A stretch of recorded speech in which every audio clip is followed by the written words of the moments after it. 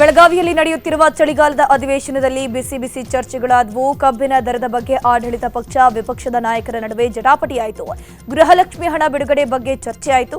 ಇಂದು 3ನೇ ದಿನದ ಅಧಿವೇಶನ ನಡೆಯಲಿದ್ದು ಬೆಳಗ್ಗೆ 11 ಗಂಟೆಗೆ ಕಲಾಪ ಆರಂಭ ಆಗುತ್ತೆ. ಇಂದು ದ್ವೇಷ ಭಾಷಣ ಮತ್ತು ದ್ವೇಷ ಅಪರಾಧಗಳ ಮಸೂದೆ ಮಂಡನೆ ಮಾಡುವ ಸಾಧ್ಯತೆ ಇದೆ. ಉಭಯ ಸದನಗಳಲ್ಲಿ ಬಿಲ್ ಅಂಗೀಕಾರಕ್ಕೆ ಸರ್ಕಾರ ಸಿದ್ಧತೆ ನಡೆಸಿದೆ. ಇದಕ್ಕೆ ಆಕ್ಷೇಪ ವ್ಯಕ್ತಪಡಿಸೋಕೆ ಬಿಜೆಪಿ ಮುಂದಾಗಿದೆ. ಉಳಿದಂತೆ ಉತ್ತರ ಕರ್ನಾಟಕ ಭಾಗದ ಸಮಸ್ಯೆಗಳ ಮೇಲೆ ಚರ್ಚೆ ಮುಂದುವರಿಯಲಿದೆ. ಸಿಎಂ ಸಿದ್ದರಾಮಯ್ಯ ನೇತೃತ್ವದಲ್ಲಿ ಸಿಎಲ್ಪಿ ಮೀಟಿಂಗ್ ಆಗಿದೆ. ಸಭೆಯಲ್ಲಿ ಸಚಿವರು ಶಾಸಕರಿಗೆ ಸಿಎಂ ನೀತಿ ಪಾಠ ಮಾಡಿದ್ದಾರೆ.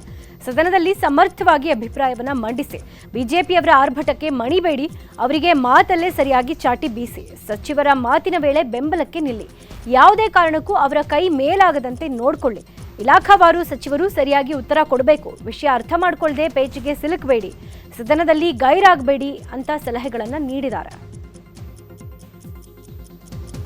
ಇನ್ನು ಸಿಎಲ್ಪಿ ಸಭೆ ಬಳಿಕ ಮಾಜಿ ಸಚಿವ ಕೆಎನ್ ರಾಜಣ್ಣ ಮಾತನಾಡಿದ್ದು, ಸಿಎಲ್ಪಿ ಸಭೆಯಲ್ಲಿ ಉತ್ತರ ಕರ್ನಾಟಕ ಸಮಸ್ಯೆ ಬಗ್ಗೆ ಚರ್ಚೆ ಆಗಿದೆ.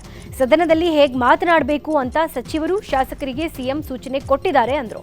ಅಲ್ಲದೆ ರಾಜಣ್ಣ ಬಿಜೆಪಿಗೆ ಹೋಗ್ತಾರೆ ಅನ್ನುವ ಹೇಳಿಕೆ ವಿಚಾರವಾಗಿ ಮಾತನಾಡಿದ ಅವರು, ನಾನು ಇಂದಿರಾ ಗಾಂಧಿ ಕಾಲದಿಂದಲೂ ಪಕ್ಷದಲ್ಲೇ ಇದ್ದೀನಿ, ನಾನು ಇಂದಿರಾ ಗಾಂಧಿ ಅಭಿಮಾನಿ ಅಂತ ಹೇಳಿದ್ರು. ಯಾವುದೇ ಗೊಂದಲ ಇದೆ ಇಲ್ಲ ಅಂತಕ್ಕಂಥದ್ದಲ್ಲ. ಈಗ ಉಪಮುಖ್ಯಮಂತ್ರಿಗಳು ಮತ್ತು ಮುಖ್ಯಮಂತ್ರಿಗಳು ಇಬ್ರು ಕೂಡ ಹೈಕಮಾಂಡ್ ತೀರ್ಮಾನಕ್ಕೆ ನಾವೆಲ್ಲ ಬದ್ರು ಅಂತ ಹೇಳಿದ್ದೇವೆ. ನಾವು ball is in the court of the high command. High command ನಲ್ಲಿ ಏನ್ ತೀರ್ಮಾನ ಯಾವತ್ತು ಮಾಡ್ತಾರೆ ಮಾಡಲಿ, ಅಲ್ಲಿನವರೆಗೂ ಯಥಾಸ್ಥಿತಿ ಮುಂದುವರ್ಕೊಂಡು ಹೋಗ್ತಾರೆ. ನಾನು ಸ್ಪಷ್ಟವಾಗಿ ಹೇಳ್ತೇನೆ, ನಾನು 69 ಕಾಂಗ್ರೆಸ್ ಮುಂಚಿತವಾಗಿ ಏನು ಡಿವೈಡ್ ಆಯ್ತಲ್ಲ, ಅಲ್ಲಿಗಿನ್ನ ಮುಂಚಿತವಾಗಿ ನಾನು ಪ್ರಜಾ ಸೋಷಲಿಸ್ಟ್ ಪಾರ್ಟಿನಲ್ಲಿದ್ದೆ. ನಾನು ಒಬ್ಬ ಸೋಷಲಿಸ್ಟ್. ನಾನು ಗೊತ್ತಾಯ್ತಾ. 69ನಲ್ಲಿ ಏನು ಇಂದಿರಾ ಗಾಂಧಿ ಅವರು ಕಾಂಗ್ರೆಸ್ ಒಂದು ಆಗಿನ ನಿಜಲಿಂಗಪ್ಪನವ್ರ ಜೊತೆನಲ್ಲಿ ವಿಚಾರ ಭೇದ ಬಂದು ಸಂಜೀವ್ ರೆಡ್ಡಿ ಅವರ ಅಣ್ಣ ಅವರು ಅಭ್ಯರ್ಥಿಯನ್ನಾಗಿ ರಾಷ್ಟ್ರಪತಿ ಸ್ಥಾನಕ್ಕೆ ಮಾಡಿದಾಗ ವಿ ಗಿರಿ ಅವರಿಗೆ ಇಂದಿರಾ ಗಾಂಧಿ ಅವರು ಮನಸ್ಸಾಕ್ಷಿ ಮತವನ್ನ ಯಾಚನೆ ಮಾಡೋದ್ರ ಮೂಲಕ ಅವರನ್ನ ಸ್ಪರ್ಧೆ ಮಾಡಿಸ್ತಾರೆ. ಅಂದು ನಾನು ಇಂದಿರಾ ಗಾಂಧಿ ಅವರ ಒಬ್ಬ ಅಭಿಮಾನಿಯಾಗಿ ಕಾಂಗ್ರೆಸ್ ಪಕ್ಷವನ್ನು ಸೇರಿದವನು. ನಾನು ಇಂದಿರಾ ಗಾಂಧಿ ಅವರ ಅಭಿಮಾನಿ, ಕಾಂಗ್ರೆಸ್ ಪಕ್ಷ ಇರ್ತೇನೆ, ಅದು ಯಾವುದೇ ಪಕ್ಷಕ್ಕೆ ಹೋಗ್ತಾರೆ ಅಂತ ಹೇಳ್ತಕ್ಕಂಥವರು. ಸಿಎಲ್ಪಿ ಸಭೆಗೂ ಮುನ್ನ ಯತೀಂದ್ರ ಹೇಳಿಕೆ ಬಗ್ಗೆ ಡಿಸಿಎಂ ಡಿಕೆ ಶಿವಕುಮಾರ್ ಪ್ರತಿಕ್ರಿಯೆ ನೀಡಿದ್ದಾರೆ. ನನ್ನ ಹಾಗೂ ಸಿಎಂ ನಡುವೆ ಯಾವುದೇ ಭಿನ್ನಾಭಿಪ್ರಾಯ ಇಲ್ಲ. ಯತೀಂದ್ರ ಏನ್ ಹೇಳಿಕೆ ಕೊಟ್ಟಿದ್ದಾರೋ ಗೊತ್ತಿಲ್ಲ, ನಾನು ಅವರ ಬಳಿ ಮಾತನಾಡ್ತೀನಿ ಅಂತ ಹೇಳಿದ್ರು. ಇನ್ನು ಇದೇ ವಿಚಾರವಾಗಿ ಸಚಿವೆ ಲಕ್ಷ್ಮೀ ಹೆಬ್ಬಾಳ್ಕರ್, ಜಮೀರ್ ಅಹಮದ್ ಖಾನ್ ಪ್ರತಿಕ್ರಿಯಿಸಿದ್ದಾರೆ. ಯಾವಾಗಲೂ ನಮ್ದು ತಿಳಿದೆ, ನಾನು ಚೀಫ್ ಮಿನಿಸ್ಟರ್ ಅಲ್ಲಿ ಯಾವ ತರದ ಭಿನ್ನಾಭಿಪ್ರಾಯ ಹಿಂದೇನೂ ಇಲ್ಲ, ಇವತ್ತೂ ಇಲ್ಲ, ಮುಂದೇನೂ ಇಲ್ಲ. ಅವ್ರು ಏನ್ ಹೇಳಿಕೆ ಕೊಟ್ಟಿದ್ದಾರೆ ಅನ್ನೋದು ನನಗಿನ್ನ ಅರ್ಥ ಇಲ್ಲ. ಅರ್ಥ ಆಯ್ತಾ? ನಾನು ಅವ್ರ ಹತ್ರ ಮಾತಾಡ್ತೀನಿ. ಸ್ವಂತ ಮಾನ್ಯ ಮುಖ್ಯಮಂತ್ರಿಗಳು ಹೇಳಿದಂತ ಸಂದರ್ಭದಲ್ಲಿ ಹೈಕಮಾಂಡ್ ಹೇಳಿದ್ನ ಕೇಳ್ತೀನಿ ಅಂತ ಡಿಕೆ ಶಿವಕುಮಾರ್ ಸಾಹೇಬ್ರು ಹೇಳಿದಂತ ಸಂದರ್ಭದಲ್ಲಿ ಇನ್ನು ಗೊಂದಲಕ್ಕೆ ಎಡೆ ಮಾಡಿ ಕೊಡಬಾರ್ದು. ನಾವೆಲ್ಲರೂ ಜವಾಬ್ದಾರಿಯುತ ಸ್ಥಾನದಲ್ಲಿ ಇದ್ದಂಥವ್ರು ಗೊಂದಲಕ್ಕೆ ಎಡೆ ಮಾಡಿ ಕೊಡಬಾರ್ದು. ಅವ್ರು ಏನ್ ಹೇಳ್ತಾರೋ ಅದನ್ನ ಅವರಿಬ್ರು ಕೇಳ್ತಾರೆ. ಹೈಕಮಾಂಡ್ ಏನ್ ಹೇಳುತ್ತೋ ಪ್ರತಿಯೊಬ್ರು ನಾವು ಕೇಳ್ತೀವಿ. ಸೊ ಗೊಂದಲಕ್ಕೆ ಎಡೆ ಮಾಡಿ ಕೊಡಬಾರ್ದು ಅಂತ ಇಷ್ಟೇ. ಮುಖ್ಯಮಂತ್ರಿಗಳು ಉಪಮುಖ್ಯಮಂತ್ರಿಗಳು ಹೇಳಿದ್ದಾರೆ, ಏನು ಹೇಳಿದ್ದಾರೆ, ನಮ್ಮ ಹೈಕಮಾಂಡ್ ಹೇಳ್ತಾರೆ ಅದಕ್ಕೆ ಬದ್ಧ ಅಂತ. ಈಗ ಯಾವಾಗ ಇದೆಲ್ಲ ಚರ್ಚೆ ಆಗಬೇಕಾಗಿರೋದು? ಮುಖ್ಯಮಂತ್ರಿ ಕುರ್ಚಿ ಖಾಲಿ ಇದ್ರೆ ಆ ಮುಖ್ಯಮಂತ್ರಿ ಕುರ್ಚಿದಲ್ಲಿ ಸಿದ್ದರಾಮಯ್ಯ ಅವ್ರು ಕೂತವ್ರು, ಏನಕ್ಕೆ ಇದೆಲ್ಲ ಚರ್ಚೆ ಬೇಕು? ಈಗ ನಮ್ಮ ಪಕ್ಷ ಯಾರು? ಹೈಕಮಾಂಡ್. ನಮ್ಮ ಪಕ್ಷ ಹೈಕಮಾಂಡ್ ಏನು ಹೇಳ್ತಾರೆ ಅದಕ್ಕೆಲ್ಲ ನಾವು ಬದ್ಧ.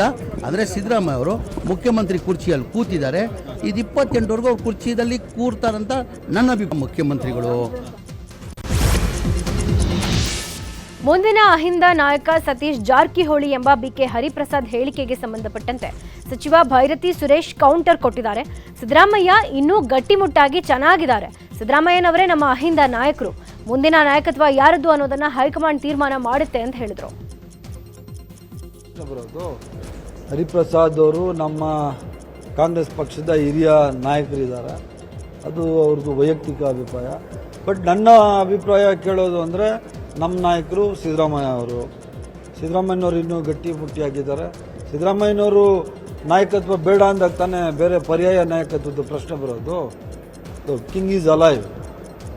ಸೊ ರಾಜ ಇಲ್ಲ ಅಂದರೆ ರಾಜ ಅಂದರೆ ಪ್ರಜಾಪ್ರಭುತ್ವದಲ್ಲಿ ಹೇಳಕ್ಕೆ ಬರೋಲ್ಲ. Leader is there. ನಮ್ಮ ನಾಯಕರು ಇದ್ದಾರೆ, ಸಿದ್ದರಾಮಯ್ಯ ಅವರು ಮತ್ತು ಹೈಕಮಾಂಡ್ ಕಾಂಗ್ರೆಸ್ ಪಾರ್ಟಿ. ನಮ್ಮದು ಹೈಕಮಾಂಡ್ ಇರುವಂಥ ಪಕ್ಷ. ಹರಿಪ್ರಸಾದ್ ಪವರ್ ಶೇರಿಂಗ್ ಗೊಂದಲ ವಿಚಾರವಾಗಿ ಮಾತನಾಡಿದ ಸಚಿವ MB ಪಾಟೀಲ್, ಯತೀಂದ್ರ ತಮ್ಮದೇ ಅಭಿಪ್ರಾಯ ಹೇಳಿದ್ದಾರೆ, ನಮ್ಮಲ್ಲಿ ಹೈಕಮಾಂಡ್ ಏನ್ ಹೇಳುತ್ತೆ ಅದೇ ಫೈನಲ್ ಅಂದ್ರು. ಯತೀಂದ್ರ ಅವರು ಹೇಳಿದಾಗಲಿ MB ಪಾಟೀಲ್ ಹೇಳಿದವ್ರಲ್ಲಿ ಮತ್ತಾರು ಹೇಳಿದಾಗಲಿ ಆಗೋದಲ್ಲ. ನಮ್ಮ ಕಾಂಗ್ರೆಸ್ ಪಕ್ಷದಲ್ಲಿ ಹೈಕಮಾಂಡೇ ಸುಪ್ರೀಂ, ಹೈಕಮಾಂಡೇ ಅಂತಿಮ. ಸ್ವತಃ ಮುಖ್ಯಮಂತ್ರಿಗಳು ಹೇಳಿದ್ದಾರೆ, ಹೈಕಮಾಂಡ್ ಏನು ಹೇಳಿದ್ರೆ ನಾನು ಕೇಳ್ತೀನಿ ಅಂತ ಹೇಳಿದ್ದಾರೆ. ಉಪಮುಖ್ಯಮಂತ್ರಿಗಳು DK ಶಿವಕುಮಾರ್ ಹೇಳಿದ್ರೆ ಹೈಕಮಾಂಡ್ ಹೇಳಿದ್ರೆ ನಾನು ಕೇಳ್ತೀನಿ ಅಂತ ಹೇಳಿದ್ದಾರೆ. ಪರಮೇಶ್ವರ್ ಓದಿ ಇದ್ದಾರೆ, ಸತೀಶ್ ಜಾರಕಿಹೊಳಿ ಇದ್ದಾರೆ. ನಾನು ಓದಿ ಹೇಳ್ತೀನಿ, ನಮ್ಮಲ್ಲಿ ಹೈಕಮಾಂಡ್ ಇಸ್ ಸುಪ್ರೀಂ. ಹೈಕಮಾಂಡ್ ಏನು ಹೇಳ್ತದೆ ಅದು ಎಲ್ಲರಿಗೂ ಕೂಡ ಅನ್ವಯ ಆಗುವಂಥ. ಬೆಳಗಾವಿಯ ವಿಧಾನಸಭೆ ಅಧಿವೇಶನದಲ್ಲಿ ವಿಪಕ್ಷದವರು ಮತ್ತು ಸ್ವಪಕ್ಷದವರಿಗೆ ಸಿಎಂ ಸಲಹೆ ಕೊಟ್ಟಿದ್ದಾರೆ. ಯಾರೇ ಆದರೂ ಸಂಸದೀಯ ಪದಗಳನ್ನು ಬಳಸಿಯೇ ಮಾತನಾಡಬೇಕು. ವಿಪಕ್ಷದವರು ಮಾತನಾಡುವಾಗ ಸುಮ್ಮನೆ ಅಡ್ಡಿಪಡಿಸೋದು ಬೇಡ ಅಂತ ಸ್ವಪಕ್ಷದವರಿಗೆ ಸಲಹೆ ನೀಡಿದ್ರು. ಅಲ್ಲದೆ ಸಾಧ್ಯವಾದ ಮಟ್ಟಿಗೆ ಅಸತ್ಯ ಹೇಳುವುದನ್ನು ಕಮ್ಮಿ ಮಾಡಿ ಅಂತ ವಿಪಕ್ಷಕ್ಕೆ ಚಾಟಿ ಬೀಸಿದ್ರು.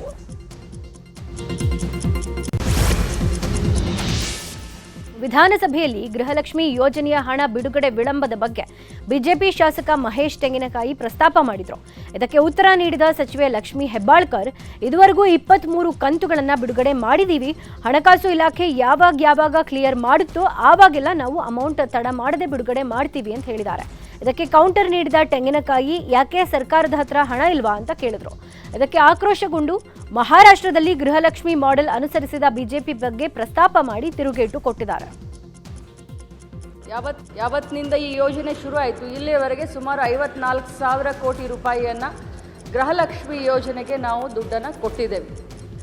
ಇಲ್ಲಿಯವರೆಗೆ 23 ಕಂತನ್ನು ನಾನು ಮಾನ್ಯ ಸದಸ್ಯರಿಗೆ ತಮ್ಮ ಮುಖಾಂತರ ಹೇಳಲಿಕ್ಕೆ ಬಯಸ್ತೇನೆ. 23 ಕಂತನ್ನು 1,24,00,000 ಮಹಿಳೆಯರಿಗೆ, ಮನೆಯ ಯಜಮಾನಿಗಳಿಗೆ, ಅಂದರೆ ಒಬ್ಬೊಬ್ಬರಿಗೆ 46,000 ರೂಪಾಯಿಗಳು, ಇಂಡಿವಿಜುವಲ್ ಒಬ್ಬೊಬ್ಬರಿಗೆ ಫಲಾನುಭವಿಗಳಿಗೆ 46,000 ರೂಪಾಯಿಗಳನ್ನು ಇಲ್ಲಿಯವರೆಗೆ ಮುಟ್ಟಿಸುವಂಥ ಕೆಲಸವನ್ನು.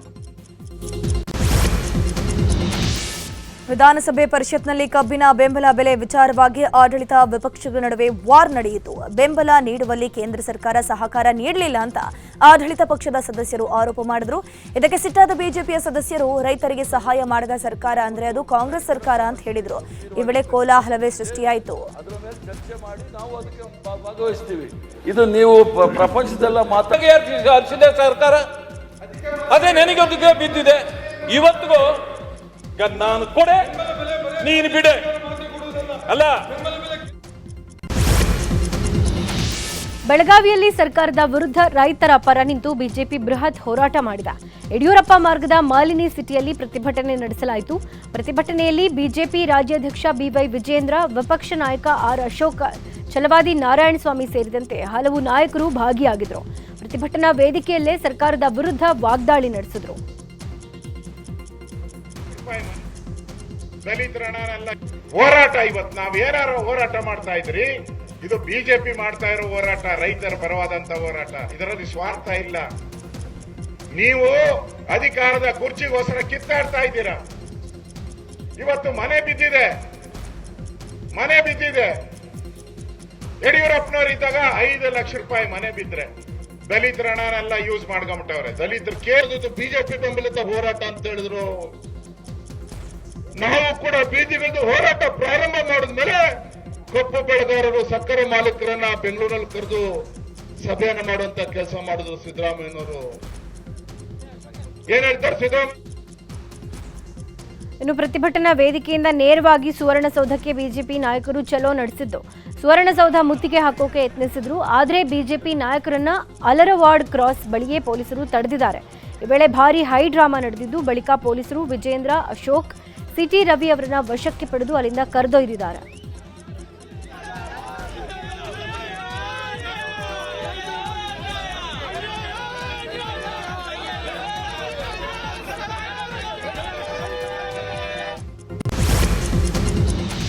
ಬಿಜೆಪಿ ಪ್ರತಿಭಟನೆ ವಿಚಾರವಾಗಿ ಮಾತನಾಡಿದ ಡಿಸಿಎಂ DK ಶಿವಕುಮಾರ್, ಬಿಜೆಪಿ ಪ್ರತಿಭಟನೆ ಮಾಡಬೇಕಿರೋದು ಕೇಂದ್ರದ ವಿರುದ್ಧ. ರಾಜ್ಯಕ್ಕೆ ಅನ್ಯಾಯ ಆಗಿರೋದು ಕೇಂದ್ರದಿಂದ. ಸಕ್ಕರೆ ಬೆಲೆ, ಕಬ್ಬು, ಮೆಕ್ಕೆಜೋಳ, ಎಥನಾಲ್ನಲ್ಲಿ ಅನ್ಯಾಯ ಆಗಿದೆ. ಯಾವುದೇ ಅನುದಾನ ಕೊಡ್ತಿಲ್ಲ ಅಂತ ಕೇಂದ್ರದ ವಿರುದ್ಧ ಕಿಡಿಕಾರಿದ್ರು.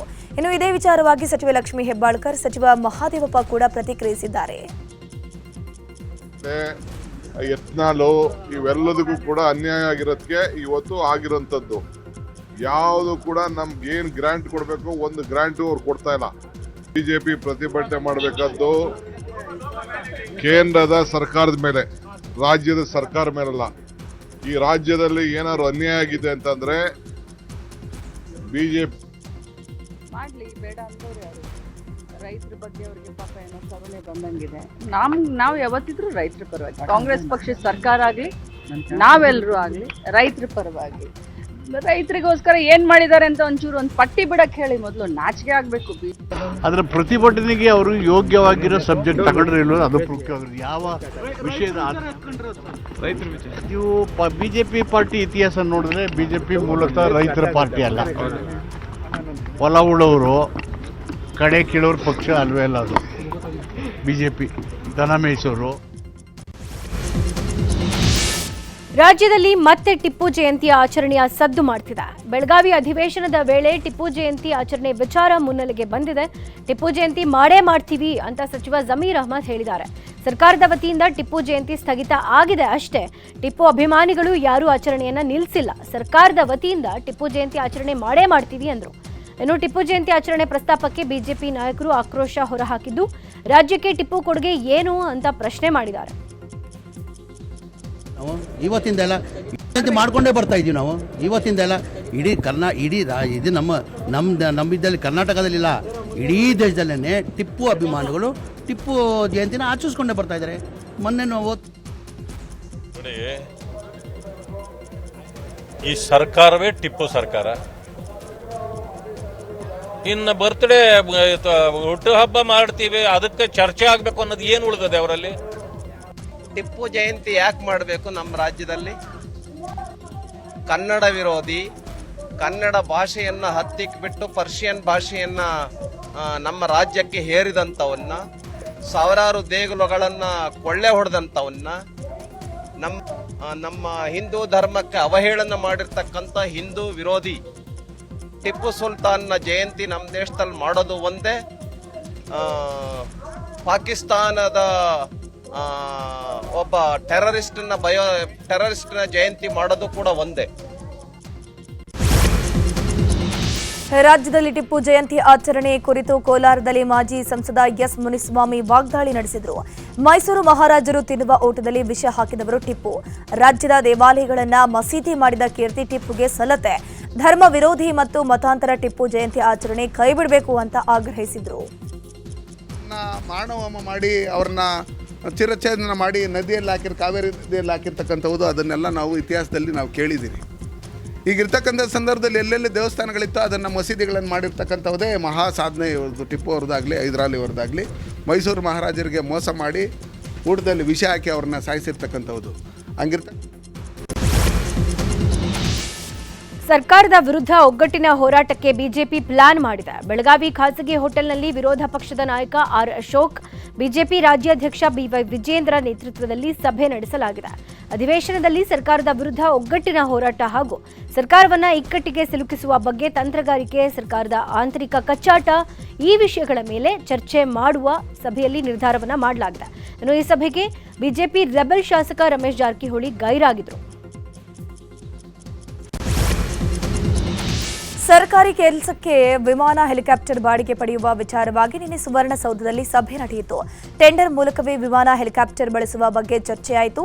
ಸಭೆ ಬಳಿಕ ಡಿಸಿಎಂ ಡಿಕೆ ಶಿವಕುಮಾರ್ ಮಾತನಾಡಿ, ಹೆಲಿಕಾಪ್ಟರ್ ನೀಡುವಂತೆ ರಾಜನಾಥ್ ಸಿಂಗ್ ಬಳಿ ಮನವಿಯನ್ನ ಮಾಡಿದ್ವಿ, ಆದರೆ ಹೆಲಿಕಾಪ್ಟರ್ ಕೊಡೋದು ಲೇಟ್ ಆಗುತ್ತೆ ಅಂತ HAL ಹೇಳಿದೆ. ಹೀಗಾಗಿ ಟೆಂಡರ್ ಮೂಲಕ ಹೆಲಿಕಾಪ್ಟರ್ ಬಾಡಿಗೆಗೆ ಪಡೆಯೋಕೆ ಮುಂದಾಗಿದ್ದೀವಿ ಅಂತ ಹೇಳಿದರು.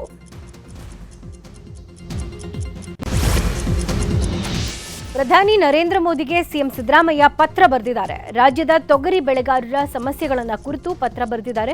ತೊಗರಿ ಬೆಳೆಯ ದರ ಕುಸಿತ ಆಗಿದೆ, ಇದರಿಂದ ರೈತರಿಗೆ ಸಾಕಷ್ಟು ಸಮಸ್ಯೆ ಆಗ್ತಾ ಇದೆ. 16.8 ಲಕ್ಷ ಹೆಕ್ಟೇರ್ ಪ್ರದೇಶದಲ್ಲಿ 12.6 ಲಕ್ಷ ಮೆಟ್ರಿಕ್ ಟನ್ ತೊಗರಿಯನ್ನ ಬೆಳೆಯಲಾಗಿದೆ. ಆದರೆ ಬೆಳೆದ ತೊಗರಿಗೆ ಸರಿಯಾದ ಬೆಲೆ ಸಿಗದೆ ರೈತರು ಸಂಕಷ್ಟಕ್ಕೀಡಾಗಿದ್ದಾರೆ. ಹೀಗಾಗಿ MSP ಹೆಚ್ಚಿಸಬೇಕು ಅಂತ ಪತ್ರದಲ್ಲಿ ಮನವಿ ಮಾಡಿದ್ದಾರೆ. ಕಾಂಗ್ರೆಸ್ನಲ್ಲಿ ಕುರ್ಚಿ ಫೈಟ್ ಬೆನ್ನಲ್ಲೇ ಗೃಹ ಸಚಿವ ಡಾಕ್ಟರ್ ಜಿ ಪರಮೇಶ್ವರ್ ಪರ ತುಮಕೂರಿನಲ್ಲಿ ಹಕ್ಕೊತ್ತಾಯ ಜನಾಂದೋಲನ ಜಾಥಾ ನಡೆಸಲಾಯಿತು. ಕೊರಟಗೆರೆಯಲ್ಲಿ ಪರಮೇಶ್ವರ್ ಬೆಂಬಲಿಗರು ಮತ್ತು ಕಾಂಗ್ರೆಸ್ ಪಕ್ಷದ ಪದಾಧಿಕಾರಿಗಳು ಪರಮೇಶ್ವರ್ ಅವರನ್ನ ಮುಂದಿನ ಸಿಎಂ ಮಾಡಬೇಕು ಅಂತ ಜನಾಂದೋಲನ ನಡೆಸಿದ್ರು. ಇನ್ನು ಜನಾಂದೋಲನದಲ್ಲಿ ಸಾವಿರಾರು ಜನರು ಭಾಗಿಯಾಗಿದ್ರು. ಇಂಡಿಗೋ ವಿಮಾನ ಹಾರಾಟ ವ್ಯತ್ಯಯ ಪ್ರಕರಣಕ್ಕೆ ಸಂಬಂಧಪಟ್ಟಂತೆ ಸಿಇಒ ಪೀಟರ್ ಎಲ್ಬರ್ ಸ್ಪಷ್ಟನೆ ಕೊಟ್ಟಿದ್ದಾರೆ. ಇಂಡಿಗೋ ಕಾರ್ಯಾಚರಣೆ ಈಗ ಸಹಜ ಸ್ಥಿತಿಯತ್ತ ಮರಳ್ತಾ ಇದೆ. ಎಲ್ಲ 138 ಮಾರ್ಗಗಳಲ್ಲಿ ಹಾರಾಟ ಪುನರಾರಂಭ ಆಗಿದೆ. ಜೊತೆಗೆ ಏರ್ಪೋರ್ಟ್ನಲ್ಲಿದ್ದ ಲಗೇಜ್ಗಳನ್ನು ಮರಳಿಸಿದ್ದೀವಿ. ಈ ಘಟನೆ ಬಳಿಕ ಕಲಿಬೇಕಾಗಿರೋದು ಬಹಳಷ್ಟಿದೆ ಅಂತ ಹೇಳಿದ್ದಾರೆ. ಇನ್ನು ಇಂಡಿಗೋ ಸಿಇಒ ಪೀಟರ್ ಸ್ಪಷ್ಟನೆಯನ್ನು ನೀಡಿದ್ದಾರೆ. ಇನ್ನು ನಿನ್ನೆ ಕೂಡ ದೇಶದಲ್ಲಿ 420ಕ್ಕೂ ವಿಮಾನಗಳನ್ನು ರದ್ದುಪಡಿಸಲಾಗಿದೆ. ಈ ಮಧ್ಯೆ ಇಂಡಿಗೋ ವಿಮಾನ ಸಂಸ್ಥೆಗೆ ಈಗ ನಿಗದಿಯಾಗಿರುವ ವೇಳಾಪಟ್ಟಿಯಲ್ಲಿ 10% ಕಡಿತ ಮಾಡಿದೆ. ಬೇರೆ ಸಂಸ್ಥೆಗಳಿಗೆ ಹಂಚೋಕೆ ಡಿಜಿಸಿಎ ನಿರ್ಧಾರ ಮಾಡಿದೆ. ಕಾರವಾರ ಜೈಲಿನಲ್ಲಿ ಮತ್ತೆ ಮಾರಾಮಾರಿಯಾಗಿದೆ. ಜೈಲಿನಲ್ಲಿದ್ದ ಮಂಗಳೂರಿನ 6 ಕೈದಿಗಳಿಂದ ಗಲಾಟೆ ನಡೆದಿದ್ದು, ಜೈಲಿನಲ್ಲಿದ್ದ ಟಿವಿ ಸೇರಿ ಹಲವು ವಸ್ತುಗಳನ್ನು ಹೊರದಾಕಿದ್ದಾರೆ. ಮೊನ್ನೆಯಷ್ಟೇ ಮಾದಕ ವಸ್ತುಗಾಗಿ ಗಲಾಟೆ ನಡೆದಿತ್ತು. ಗಲಾಟೆಯಲ್ಲಿ ಜೈಲರ್ ಸೇರಿ 3 ಸಿಬ್ಬಂದಿ ಮೇಲೆ ಹಲ್ಲೆ ನಡೆಸಲಾಗಿತ್ತು. ಇದೀಗ ಮತ್ತೆ 6 ಕೈದಿಗಳಿಂದ ಮಾರಾಮಾರಿಯಾಗಿದೆ.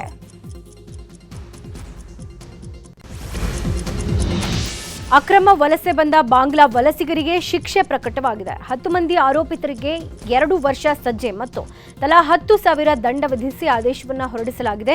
ಉಡುಪಿಯ ಮಲ್ಪೆ ಪೊಲೀಸರು ಕಾರ್ಯಾಚರಣೆಯನ್ನು ನಡೆಸಿದ್ದಾರೆ. ಅಕ್ಟೋಬರ್ 11ರಂದು 7 ಮಂದಿ ಬಾಂಗ್ಲಾ ಪ್ರಜೆಗಳನ್ನು ವಶಕ್ಕೆ ಪಡೆದಿದ್ರು. ನಂತರ ಇವರು ಕೊಟ್ಟ ಮಾಹಿತಿಯ ಮೇರೆಗೆ ಮತ್ತೆ 3 ಬಂಧಿಸಿದ್ದಾರೆ. ಬಂಧಿತರಲ್ಲಿ ಭಾರತ ದೇಶದ ಯಾವುದೇ ಅನುಮತಿ ದಾಖಲೆಗಳು ಇರಲಿಲ್ಲ. ನಕಲಿ ಆಧಾರ್ ಕಾರ್ಡ್ ದಾಖಲೆಗಳನ್ನು ಸೃಷ್ಟಿ ಮಾಡಿಕೊಂಡಿದ್ರು. ಹೀಗಾಗಿ ಉಡುಪಿಯ ಪ್ರಧಾನ ಹಿರಿಯ ಸಿವಿಲ್ ನ್ಯಾಯಾಧೀಶರು ಮತ್ತು ಸಿಜೆಎಂ ನ್ಯಾಯಾಲಯ ಶಿಕ್ಷೆಯನ್ನು ಪ್ರಕಟ ಮಾಡಿದೆ. ರಾಜ್ಯದಲ್ಲಿ ಸದ್ದು ಮಾಡೋಕೆ ಡೆವಿಲ್ ಸಿನಿಮಾ ಸಿದ್ಧವಾಗಿದೆ. ಆದರೆ ರೇಣುಕಾಸ್ವಾಮಿ ಕೊಲೆ ಕೇಸ್ನಲ್ಲಿ ದರ್ಶನ್ ಜೈಲಲ್ಲಿ ಇರೋದ್ರಿಂದ ಚಿತ್ರ ಕಣ್ತುಂಬಿಕೊಳ್ಳೋಕಾಗ್ತಿಲ್ಲ. ಹೀಗಾಗಿ ಅಭಿಮಾನಿಗಳಿಗೆ ದರ್ಶನ್ ಜೈಲಿಂದಲೇ ಪ್ರೀತಿಯ ಪತ್ರ ಬರೆದಿದ್ದು ಪತ್ನಿ ವಿಜಯಲಕ್ಷ್ಮಿ ಸಾಮಾಜಿಕ ಮಾಧ್ಯಮದಲ್ಲಿ ಹಂಚಿಕೊಂಡಿದ್ದಾರೆ. ನಾನು ಈ ಸಂದೇಶವನ್ನು ನನ್ನ ಹೃದಯದಿಂದ ನೀಡುತ್ತಿದ್ದೀನಿ. ನಿಮ್ಮ ಪ್ರೀತಿ, ನಿಮ್ಮ ಬೆಂಬಲ, ಚಿತ್ರಕ್ಕೆ ನೀವು ನೀಡುತ್ತಿರುವ ಬಿಡುವಿಲ್ಲದ ಪ್ರಚಾರ, ನಾನು ದೂರ ಇದ್ರೂ ನೀವೆಲ್ಲ ನನ್ನ ಜೊತೆ ಇರುವ ಧೈರ್ಯ ನೀಡಿದೆ. ನೀವೇ ನನ್ನ ಬಲ, ನೀವೇ ನನ್ನ ಕುಟುಂಬ, ನನ್ನ ಜೀವನಕ್ಕೆ ಶಕ್ತಿ ನೀವು. ಆದಷ್ಟು ಬೇಗ ನಿಮ್ಮನ್ನ ಭೇಟಿಯಾಗುವ ದಿನಕ್ಕಾಗಿ ಕಾಯ್ತಿದ್ದೀನಿ ಅಂತ ಸಂದೇಶವನ್ನು ರವಾನಿಸಿದ್ದಾರೆ. ಬೀದರ್ನಲ್ಲಿ ಶಾಲಾ ವಾಹನ ಹರಿದು 8 ವರ್ಷದ ಬಾಲಕಿ ಸಾವನ್ನಪ್ಪಿದ್ದಾರೆ. ಗಡಿ ಕುಶನೂರು ಗ್ರಾಮದ ಬಾಲಕಿ ಋತ್ವಿ ಮೃತ ದುರ್ದೈವಿ. ಸ್ಕೂಲ್ ಬಸ್ ಇಳಿದು ಬಸ್ ಪಕ್ಕವೇ ಬಾಲಕಿ ನಿಂತಿದ್ರು. ಈ ವೇಳೆ ಬಾಲಕಿ ಬಸ್ ಬಳಿ ಇರೋದನ್ನ ಗಮನಿಸದೆ ಚಾಲಕ ಬಸ್ಸನ್ನು ಹರಿಸಿದ್ದಾನೆ. ಬಾಲಕಿಯ ಸಾವಿನ ಸುದ್ದಿ ತಿಳಿದು ಕುಟುಂಬಸ್ಥರ ಆಕ್ರಂದನ ಮುಗಿಲು ಮುಟ್ಟಿದೆ.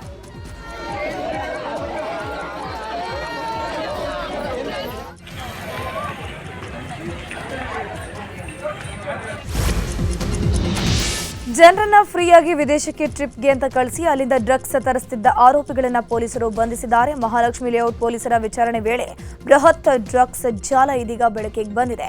ಕೇರಳ ಮೂಲದ ಸೈಫುದ್ದೀನ್ ಮತ್ತು ಸಿಮ್ರನ್ ಅನ್ನೋರು ಕೆಲವು ದಿನಗಳ ಹಿಂದೆ ಬಂಧಿಸಲಾಗಿತ್ತು. ಫ್ರೀ ಟ್ರಿಪ್ ಅಂತ ಹೇಳಿಕೊಂಡು ಬ್ಯಾಂಕಾಕ್ಗೆ ತೆರಳಿದ್ದ ದಂಪತಿ ಅಲ್ಲಿಂದ ಬರುವಾಗ ತಂದಿದ್ದ ಪಾರ್ಸೆಲ್ ಮೂಲಕ ಸಿಕ್ಕಿ ಬಿದ್ದಿದ್ದಾರೆ. ಜ್ಯೋತಿಷಿ ಅಂತ ವೇಷ ಹಾಕೊಂಡಿದ್ದ ಸುಬೇರ ಎಂಬಾತ ದಂಪತಿ ಮೂಲಕ ಡ್ರಗ್ಸ್ ತರಿಸಿದ್ದಂತೆ ಕೇರಳದಲ್ಲಿ ಸುಬೇರ್ ಡ್ರಗ್ಸ್ ದಂತೆ ಮಾಡಿಕೊಂಡಿದ್ದಂತೆ ಸದ್ಯ 3 ಬಂಧಿಸಿರುವಂತಹ ಪೊಲೀಸರು ವಿಚಾರಣೆಯನ್ನು ಮುಂದುವರೆಸಿದ್ದಾರೆ. ಕಣ್ಣು ಕಾಣದ ವ್ಯಕ್ತಿಯೊಬ್ಬನ ಮೇಲೆ ಪರಭಾಷಿಕ ವ್ಯಕ್ತಿಯೊಬ್ಬ ಹಲ್ಲೆ ನಡೆಸಿದ್ದಾನೆ. ಬೆಂಗಳೂರಿನ ಜಾಲಹಳ್ಳಿಯಲ್ಲಿ ಈ ಘಟನೆ ನಡೆದಿದೆ. ಅಂಧ ವ್ಯಕ್ತಿಗೆ ಥಳಿಸುತ್ತಿರೋದನ್ನ ಹಿಡಿದಂತಹ ಸ್ಥಳೀಯರು ಪ್ರಶ್ನೆಯನ್ನ ಮಾಡಿದ್ದು, ಈ ವೇಳೆ ನಾನು ಕಳ್ಳ ಅಂತ ಭಾವಿಸಿ ಹಲ್ಲೆ ಮಾಡಿದ್ದೆ ಅಂತ ಉತ್ತರವನ್ನ ಕೊಟ್ಟಿದ್ದಾನೆ. ಹೌದು, ಆಮೇಲೆ ನಾವು ಬಂದ್ವಿ. ಅವ್ನು ಹೇಳ್ತಾನೆ ನಿಂತರನೇ ಇದ್ರು ಅಂತ ಹೇಳ್ತಾ ಇದೀನಿ. ಇವಾಗ ಅದೇ ನಿಂತರನೇ ಇಷ್ಟು ಜನ ಸೇರಿದ್ಕೆ ನಾನು ಸರ್ ಕೆಲಸ ಮಾಡೋದು. ಈ ಸೀಟ್ ಚಿಂದಿ ಆಯುವ ವ್ಯಕ್ತಿ ಮೇಲೆ ಹಲ್ಲೆ ನಡೆಸಿರುವ ಆರೋಪದ ಮೇರೆ ಹಿಂದೂಪರ ಕಾರ್ಯಕರ್ತ ಪುನೀತ್ ಕೆರೆಹಳ್ಳಿ ಮೇಲೆ ಎಫ್ಐಆರ್ ದಾಖಲಾಗಿದೆ. ನಗರದ ಸಿಕೆ ಅಚ್ಚುಕಟ್ಟು ಪೊಲೀಸ್ ಠಾಣೆಯಲ್ಲಿ ಪ್ರಕರಣ ದಾಖಲಾಗಿದ್ದು ಪೊಲೀಸರು ತನಿಖೆಯನ್ನ ಕೈಗೊಂಡಿದ್ದಾರೆ. ಮ್ಯಾನ್ಮಾರ್ ಮೂಲದ ಜಹಾಂಗೀರ್ ಅಲಿ ಎಂಬಾತ ವಿಶ್ವಸಂಸ್ಥೆಯಿಂದ ನಿರಾಶ್ರಿತ ಕಾರ್ಡು ಪಡ್ಕೊಂಡು ಬೆಂಗಳೂರಲ್ಲಿ ನೆಲೆಸಿದ್ದ. ನಗರದಲ್ಲಿ ಪತ್ನಿ ಜೊತೆಗೆ ಚಿಂದಿ ಆಯೋ ಕೆಲಸ ಮಾಡ್ತಾ ಜೀವನವನ್ನ ನಡೆಸ್ತಾ ಇದ್ದ. ಸಿಕೆ ಅಚ್ಚುಕಟ್ಟು ವ್ಯಾಪ್ತಿಯಲ್ಲಿ ಇರುವಾಗ ಜಹಾಂಗೀರ್ ಅಲಿಯನ್ನ ತಡೆದು ಪುನೀತ್ ಕೆರೆಹಳ್ಳಿ ಮತ್ತು 3 ಪ್ರಶ್ನೆ ಮಾಡಿ ಹಲ್ಲೆ ನಡೆಸಿದ್ರಂತೆ. ದಕ್ಷಿಣ ಕನ್ನಡ ಜಿಲ್ಲೆಯಲ್ಲಿ ಮತ್ತೆ ರಿವೆಂಜ್ ವಾರ್ ಶುರುವಾಗಿದೆಯಾ ಅನ್ನೋ ಅನುಮಾನ ಶುರುವಾಗಿದೆ. ಸಾಮಾಜಿಕ ಜಾಲತಾಣದಲ್ಲಿ ಪ್ರತೀಕಾರದ ಬಗ್ಗೆ ಪೋಸ್ಟ್ ಅನ್ನು ಹಾಕಲಾಗಿದೆ. ಟಾರ್ಗೆಟ್ 900 EAM ಟಾರ್ಗೆಟ್ ಬಾಯ್ಸ್ ಹಾಗೆಯೇ ಇಮ್ಮು ಬಾಯ್ ಇನ್ಸ್ಟಾ ಪೇಜ್ನಲ್ಲಿ ಭಯ ಹುಟ್ಟಿಸುತ್ತಿರುವಂತಹ ಪೋಸ್ಟ್ಗಳನ್ನು ಹಾಕಲಾಗಿದೆ. ಕಲಾಯಿ ಅಶ್ರಫ್ ಹತ್ಯೆಯ ಪ್ರಮುಖ ಆರೋಪಿ ಭರತ್ ಕುಮೇಲ್ಗೆ ಇನ್ಸ್ಟಾ ಮೂಲಕ ಎಚ್ಚರಿಕೆ ಸಂದೇಶ ರವಾನಿಸಿದ್ದು ಸೋಷಿಯಲ್ ಮೀಡಿಯಾದಲ್ಲಿ ಪೋಸ್ಟ್ಗಳು ವೈರಲ್ ಆಗ್ತಾ ಇದೆ. ಕೋಲಾರ ನಗರದ ಮನೆಗಳಲ್ಲಿ ಸರಣಿ ಕಳ್ಳತನ ಮಾಡ್ತಾ ಇದ್ದ ಆರೋಪಿಯನ್ನ ಕೋಲಾರ ಗಲ್ಪೇಟೆ ಠಾಣೆಯ ಪೊಲೀಸರು ಬಂಧಿಸಿದ್ದಾರೆ. ಕೋಲಾರದ ಬಿಡಿ ಕಾಲೋನಿ ನಿವಾಸಿ ಶೇಖ್ ಬಾಬು ಅಲಿಯಾಸ್ ಚೋರ್ ಬಾಬು ಬಂಧಿತ ಆರೋಪಿಯಾಗಿದ್ದು, ಲಾರಿ ಡ್ರೈವರ್ ಆಗಿ ಕೆಲಸ ಮಾಡ್ತಾ ಇದ್ದ ಆರೋಪಿ ಬಂಧಿತನಿಂದ 2.6 ಲಕ್ಷ ಬೆಲೆಯ 27 ಗ್ರಾಂ ಚಿನ್ನ, 300 ಗ್ರಾಂ ಬೆಳ್ಳಿಯ ಆಭರಣಗಳನ್ನು ವಶಕ್ಕೆ ಪಡೆದುಕೊಳ್ಳಲಾಗಿದೆ. ಇನ್ನು ಕೋಲಾರ ತಾಲೂಕಿನ ಉಪ್ಪುಕುಂಟೆ ಗ್ರಾಮದ ಹೊರವಲಯದಲ್ಲಿ ನಡೀತಾ ಇರುವ ಜೂಜಾಟದ ಅಡ್ಡೆಯ ಮೇಲೆ ಕೋಲಾರ ಗ್ರಾಮಾಂತರ ಠಾಣೆಯ ಪೊಲೀಸರು ದಾಳಿ ನಡೆಸಿ 6 ಮಂದಿ ಜೂಜುಕೋರರನ್ನ ಬಂಧಿಸಿದ್ದಾರೆ. ವಾಟ್ಸ್ಆಪ್ ಮಾಹಿತಿಯ ಬೆನ್ನತ್ತಿದ ಪೊಲೀಸರು ಜೂಜಾಟದಲ್ಲಿ ನಿರತರಾಗಿದ್ದವರನ್ನ ಬಂಧಿಸಿದ್ದಾರೆ. ಟ್ರಾಫಿಕ್ ಫೈನ್ ಕಟ್ಟೋಕೆ 50% ರಿಯಾಯಿತಿಯ ಆಫರ್ ಇನ್ನು 2 ದಿನ ಬಾಕಿ ಇದೆ. ಡಿಸೆಂಬರ್ 12ರವರೆಗೆ ಆಫರ್ ನೀಡಲಾಗಿತ್ತು. ಕಳೆದ 3 ವಾರಗಳಿಂದ 5 ಲಕ್ಷಕ್ಕೂ ಹೆಚ್ಚು ಕೇಸ್ಗಳು ಇತ್ಯರ್ಥ ಆಗಿ ಪೊಲೀಸರು ಬರೋಬ್ಬರಿ 5,88,127 ಕೇಸ್ಗಳನ್ನು ಇತ್ಯರ್ಥಗೊಳಿಸಿ ಸುಮಾರು 16,63 ಲಕ್ಷ ದಂಡವನ್ನು ಸಂಗ್ರಹಿಸಿದ್ದಾರೆ. ಇನ್ನು 2 ದಿನ ಬಾಕಿ ಇರೋ ಹಿನ್ನೆಲೆಯಲ್ಲಿ ಕೊನೆ ದಿನಗಳಲ್ಲಿ ಸಾಕಷ್ಟು ಜನ ಫೈನ್ ಕಟ್ಟುವಂತಹ ಸಾಧ್ಯತೆ ಇದೆ. ಟ್ರ್ಯಾಕ್ಟರ್ನಲ್ಲಿ ರಾಗಿ ಹುಲ್ಲು ಸಾಗಿಸುವ ವೇಳೆ ವಿದ್ಯುತ್ ಸ್ಪರ್ಶಿಸಿ ಬೆಂಕಿಗೆ ಆಹುತಿಯಾಗಿದೆ. ತುಮಕೂರು ಜಿಲ್ಲೆ ತಿಪ್ಟೂರು ತಾಲೂಕಿನ ಪರವಗೊಂಡನಹಳ್ಳಿಯಲ್ಲಿ ಘಟನೆ ನಡೆದಿರೋದು. ಮಾವಿನಹಳ್ಳಿಯಿಂದ ತುರುವೇಕೆರೆಗೆ ಟ್ರ್ಯಾಕ್ಟರ್ನಲ್ಲಿ ಹುಲ್ಲನ್ನು ಸಾಗಿಸುವಾಗ ಈ ಘಟನೆ ನಡೆದಿದೆ. ಅಗ್ನಿಶಾಮಕ ದಳದ ಸಿಬ್ಬಂದಿ ಬೆಂಕಿಯನ್ನು ನಂದಿಸಿದ್ದಾರೆ. ಪರಿಸರವನ್ನ ಹಾನಿಯುಂಟು ಮಾಡುವ ಯೋಜನೆಯನ್ನ ನಿಯಂತ್ರಿಸೋಕೆ ಸದನದಲ್ಲಿ ಧ್ವನಿ ಎತ್ತಿ ಅಂತ ಆಗ್ರಹ ಕೇಳಿ ಬರ್ತಾ ಇದೆ. ಇದೀಗ ಕೊಪ್ಪಳದಲ್ಲಿ ಬ್ಯಾನರ್ ಅಭಿಯಾನ ಆರಂಭ ಆಗಿದೆ. ಕಳೆದ 40 ದಿನಗಳಿಂದ ಅನಿರ್ದಿಷ್ಟಾವಧಿ ಹೋರಾಟ ಮಾಡುತ್ತಿರುವಂತಹ ಕೊಪ್ಪಳ ಬಚಾವೋ ಆಂದೋಲನ ಸಮಿತಿ ಇದೀಗ ನಗರದಾದ್ಯಂತ ಬ್ಯಾನರ್ ಅಭಿಯಾನ ನಡೆಸ್ತಾ ಇದೆ. ರಾಜ್ಯ ಸರ್ಕಾರ ಕೆಪಿಎಸ್ ಶಾಲೆಗಳನ್ನು ತೆರೆದು ಹಳ್ಳಿಯಲ್ಲಿನ ಸರ್ಕಾರಿ ಶಾಲೆಗಳನ್ನು ಮುಚ್ಚುವ ಯತ್ನ ಮಾಡ್ತಿದೆ ಅನ್ನುವ ಆರೋಪ ಕೇಳಿ ಬಂದಿದೆ. ಬೆಂಗಳೂರು ದಕ್ಷಿಣ ಜಿಲ್ಲೆಯ ಚನ್ನಪಟ್ಟಣದಲ್ಲಿ ಎಸ್ಡಿಎಂಸಿ ಹೋರಾಟ ಸಮಿತಿಯ ಶಂಭುಗೌಡ ಹಾಗೂ ಪೋಷಕರು ಇವತ್ತು ಪ್ರತಿಭಟನೆಯನ್ನು ನಡೆಸುತ್ತಿದ್ದಾರೆ. ನಗರದ ಗಾಂಧಿ ವೃತ್ತದಿಂದ ತಹಶೀಲ್ದಾರ್ ಕಚೇರಿಯವರೆಗೆ ಕಾಲ್ನಡಿಗೆ ಜಾಥಾ ನಡೆಸಿ ಮನವಿ ಸಲ್ಲಿಸಲಿದ್ದಾರೆ. ರಾಜ್ಯ ಸರ್ಕಾರದ ಗೋ ಸಂರಕ್ಷಣಾ ಕಾಯ್ದೆ ತಿದ್ದುಪಡಿ ಮಾಡೋಕೆ ಹೊರಟಿದೆ. ಸರ್ಕಾರದ ಕ್ರಮವನ್ನ ಖಂಡಿಸಿ ಚಿತ್ರದುರ್ಗದಲ್ಲಿ ಅಹೋರಾತ್ರಿ ಧರಣಿ ನಡೆಯಲಿದೆ. ಕಾಯ್ದೆ ತಿದ್ದುಪಡಿ ಸಡಿಲಿಸಿ ನೀತಿ ವಿರೋಧಿಸಿ ಚಿತ್ರದುರ್ಗದಲ್ಲಿ ಇದು ಅಹೋರಾತ್ರಿ ಧರಣಿ ನಡೆಯಲಿದೆ. ವಿಎಚ್ಪಿ ಬಜರಂಗದಳ ನೇತೃತ್ವದಲ್ಲಿ ಸರ್ಕಾರದ ವಿರುದ್ಧ ಅಹೋರಾತ್ರಿ ಧರಣಿಗೆ ಕರೆ ನೀಡಲಾಗಿದೆ. ನಗರದ ವನಕೆ ಓಬವ್ವ ವೃತ್ತದಲ್ಲಿ ನಡೆಯುವ ಪ್ರತಿಭಟನಾ ಧರಣಿಯಲ್ಲಿ 100 ಕಾರ್ಯಕರ್ತರು ಭಾಗಿಯಾಗಲಿದ್ದಾರೆ.